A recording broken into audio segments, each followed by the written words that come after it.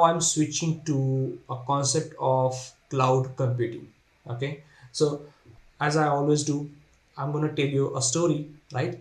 And then through that story, I will explain you what is cloud computing, which is integral part of your data engineering project. So let's say you want to build your own startup. So let's say I'm gonna start a startup called xyz.com. Okay, just a random name I have taken. Definitely, I will build a web application. I will have a database. All this thing installed in deployed on my server machine, right?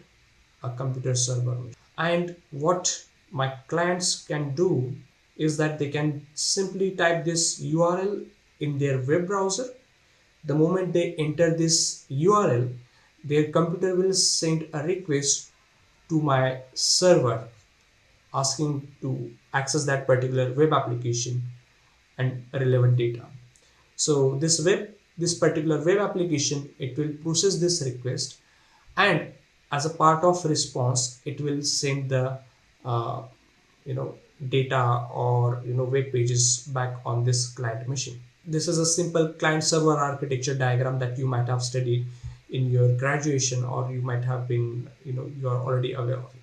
Challenge before me is that, let's say, maybe during a festive season, or maybe because of the good service that I have provided, the number of clients are increasing. Maybe earlier there were just few hundred, but now I have got, let's say, 2000 to 2000 users accessing my application on daily basis.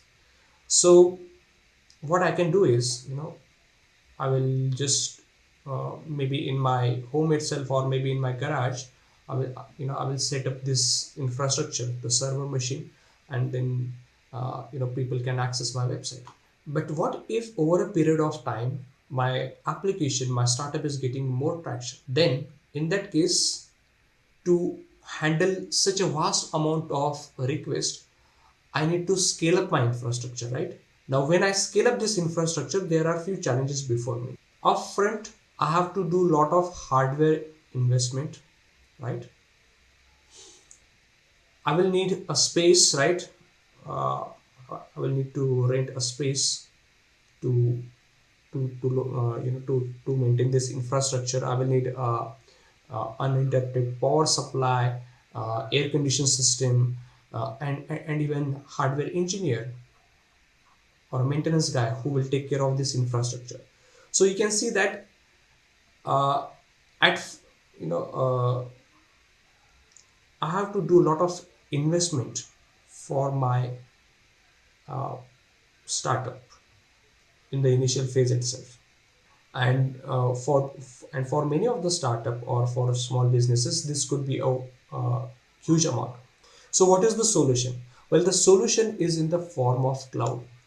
You might have seen these types of images or videos in movies or on internet. So where you have got acres of land, you have data centers spread across acres of land, and there you have such types of rooms, server rooms, where you have racks.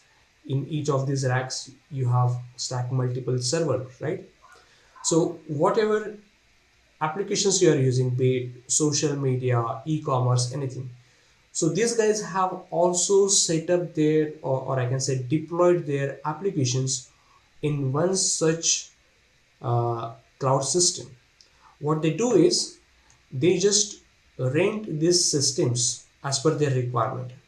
They don't have to do any initial investment in the hardware or the real estate, right?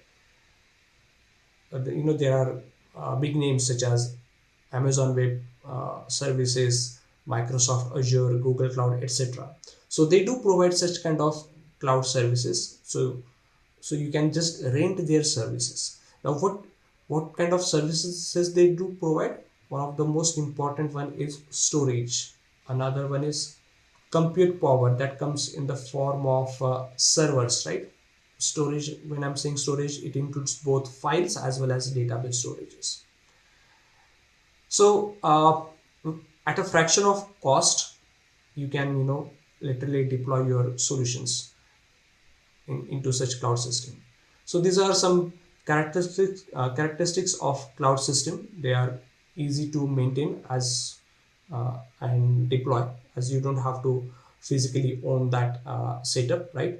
It is quite cheaper, as I have mentioned. The initial investment is on the lower side, and on demand. Let's say maybe during a particular festive season, you are expecting a huge number of requests from the customers.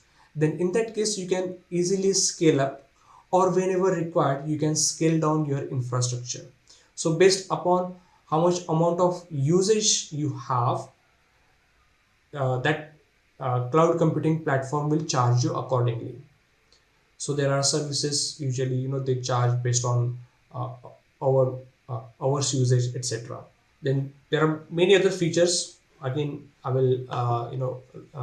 I will skip these points as it is a demo session, and let's focus on few more topics which I have to cover.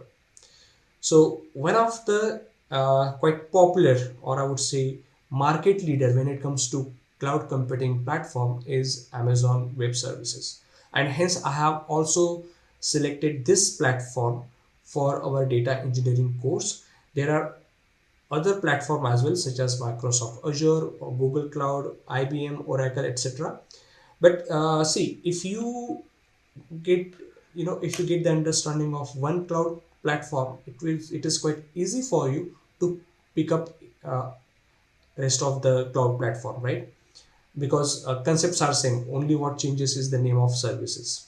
So as I was telling you, AWS is a market leader having a global presence. And though these services are chargeable, but I will tell you a hack going ahead, that you can access all these services at a free of cost. Well, in this particular screenshot it says uh, 12 months free access, but recently they have changed their rules, and now it is no more 12 months, but for first 6 months you can use majority of the services of AWS relevant to our course for free of cost, right? And and in case by mistake, in case if you failed to turn off any particular service once your usage is done, and maybe after you have consumed the uh, free limit access of that particular service, they may charge you, right? So I will also tell you a hack how you can waive off your only first bill from AWS.